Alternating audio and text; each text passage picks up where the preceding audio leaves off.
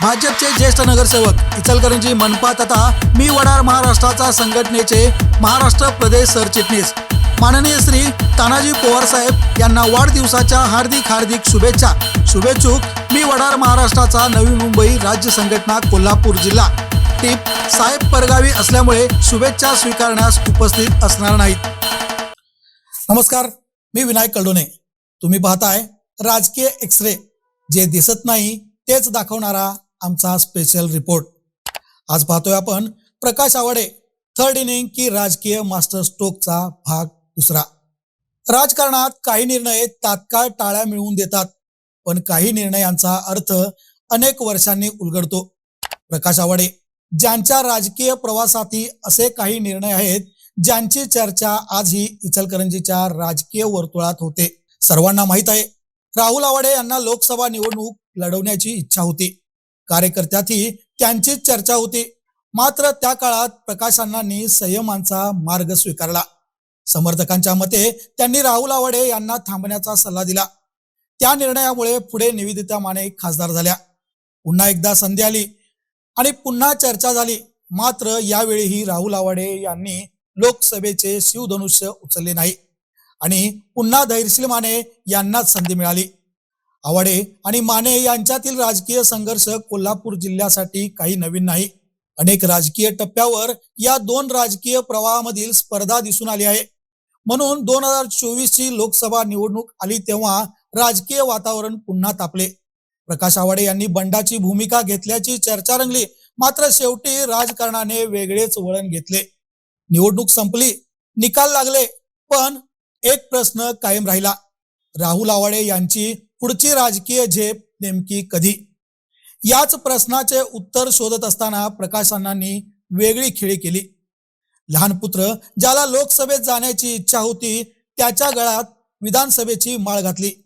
राजकीय विश्लेषकांना वाटलं आवाडे यांची तिसरी पिढी राजकारणात सक्रिय झाली आणि दुसरी पिढी राजकारणातून मागे हटली।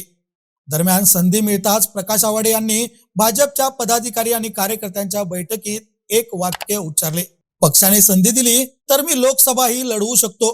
या एका विधानाने पुन्हा एकदा राजकीय चर्चेला उधाण आले। काहींनी त्याला आत्मविश्वास म्हटले, काहींनी तो पक्षांतर्गत संदेश असल्याचे मानले, तर काहींनी तो राजकीय डाव असल्याची चर्चा केली। पण प्रकाश आवाडे यांची राजकीय शैली पाहणाऱ्यांच्या मते ते अनेकदा आपली पुढची चाल उघड करत नाहीत, तर ते योग्य वेळेची वाट पाहतात। दरम्यान महापालिका निवडणुकीनंतर शहरात वेगळीच राजकीय समीकरणे तयार झाली। कट्टर राजकीय विरोधक सत्तेसाठी एकत्र आले, सत्ता स्थापन झाली। मात्र काही दिवसातच कार्यकर्त्यांमध्ये धुसफूस सुरू झाल्याची चर्चा राजकीय वर्तुळात रंगू लागली। याच काळात माजी आमदार सुरेशराव हळवणकर यांच्या वाढदिवसानिमित्त सेवा सप्ताह आयोजित करण्यात आला। कार्यकर्त्यांचा उत्साह दिसून आला। काही ठिकाणी शाब्दिक चकमकी झाल्या।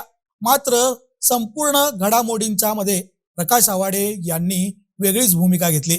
राजकीय भाष्यकारांच्या मते ते प्रतिक्रिया देण्यात नव्हे, तर पुढची चाल आखण्यात अधिक विश्वास ठेवतात। आणि मग इचलकरंजीच्या राजकारणात असा क्षण आला ज्याने संपूर्ण चर्चेचे केंद्रच बदलून टाकले।